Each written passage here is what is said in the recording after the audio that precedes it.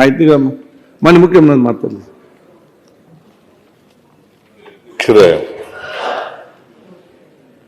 ನಾವು ಸರ್ಕಾರ ನಡೆಸ್ತಕ್ಕಂಥದ್ದು ಪ್ರಜಾಪ್ರಭುತ್ವ ಒಪ್ಕೊಂಡಿದ್ದೀವಿ. ಸಂಸದೀಯ ವ್ಯವಸ್ಥೆಯಲ್ಲಿ ಕೊಡೋದು ತಗೊಳ್ಳೋದು ಇದ್ದೇ ಇರ್ತದೆ. ಹಾಗಂತೇಳಿ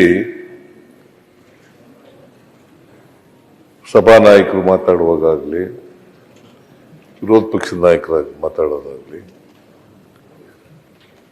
ನಾವು ಅಡ್ಡಿಪಡಿಸ್ತಕ್ಕಂಥದ್ದು ಸರಿಯಾದಂಥ ಕ್ರಮ ಅಲ್ಲ.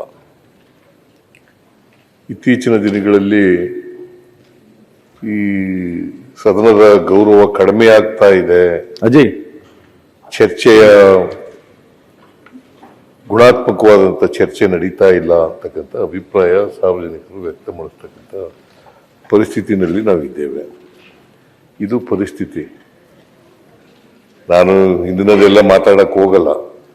ನಾನು ವಿರೋಧ ಪಕ್ಷದಲ್ಲಿದ್ದಾಗ ಅಥವಾ ಮುಖ್ಯ ಸಭಾನಾಯಕನಾಗಿರುವಾಗ ಅಥವಾ ಬೇರೆ ಮಂತ್ರಿ ಆಗಿರುವಾಗ ಸದಸ್ಯನಾಗಿರುವಾಗ ನಾನು ಯಾವತ್ತೂ ಕೂಡ ಸದನದಲ್ಲಿ ಅನ್ಪಾರ್ಲಿಮೆಂಟ್ರಿನ ಉಪಯೋಗಿಸಿಲ್ಲ. ವಿರೋಧ ಪಕ್ಷದಲ್ಲಿದ್ದಾಗಲೂ ಕೂಡ ವಿರೋಧ ಪಕ್ಷದ ನಾಯಕನಾಗಿದ್ದಾಗ ಕೂಡ ಪಾರ್ಲಿಮೆಂಟ್ರಿ ಪದಗಳನ್ನೇ ಉಪಯೋಗಿಸಿರ್ತಕ್ಕಂಥದ್ದು.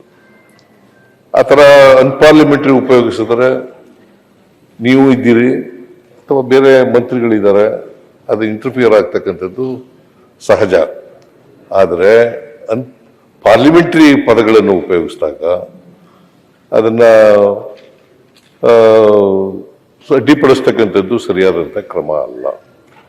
ನಾನು ನಮ್ಮ ಮಂತ್ರಿಗಳಿಗೂ ಹೇಳ್ತೀನಿ, ಮತ್ತೆ ಸದಸ್ಯರುಗಳಿಗೂ ಕೂಡ ಹೇಳ್ತೀನಿ, ವಿರೋಧ ಪಕ್ಷದವರು ಮಾತಾಡುವಾಗ ಅಡ್ಡಿಪಡಿಸ್ತಕ್ಕಂಥದ್ದು ಸುಮ್ಮನೆ ಅಡ್ಡಿಪಡಿಸ್ತಕ್ಕಂಥದ್ದು ಸರಿಯಾದಂಥ ಕ್ರಮ ಅಲ್ಲ.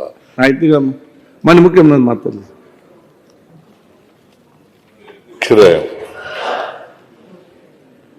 ನಾವು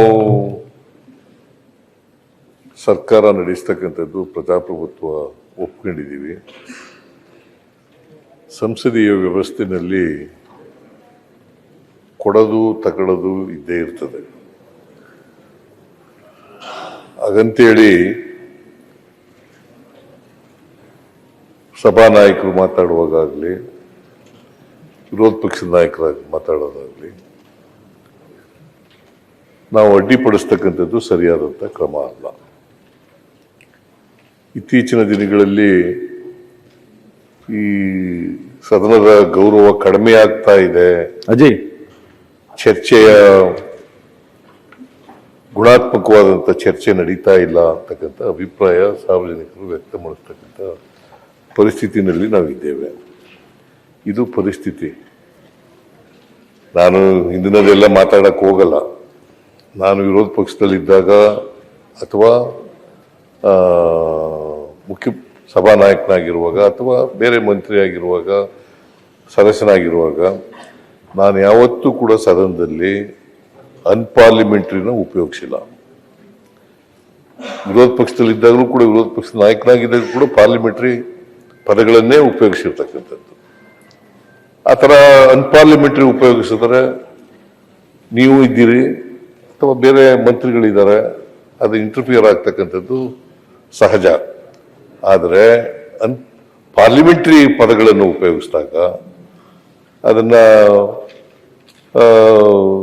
ಅಡ್ಡಿಪಡಿಸ್ತಕ್ಕಂಥದ್ದು ಸರಿಯಾದಂಥ ಕ್ರಮ ಅಲ್ಲ. ನಾನು ನಮ್ಮ ಮಂತ್ರಿಗಳಿಗೂ ಹೇಳ್ತೀನಿ, ಮತ್ತೆ ಸದಸ್ಯರುಗಳಿಗೂ ಕೂಡ ಹೇಳ್ತೀನಿ, ವಿರೋಧ ಪಕ್ಷದವರು ಮಾತಾಡುವಾಗ ಅಡ್ಡಿಪಡಿಸ್ತಕ್ಕಂಥದ್ದು ಸುಮ್ಮನೆ ಅಡ್ಡಿಪಡಿಸ್ತಕ್ಕಂಥದ್ದು ಸರಿಯಾದಂಥ ಕ್ರಮ ಅಲ್ಲ.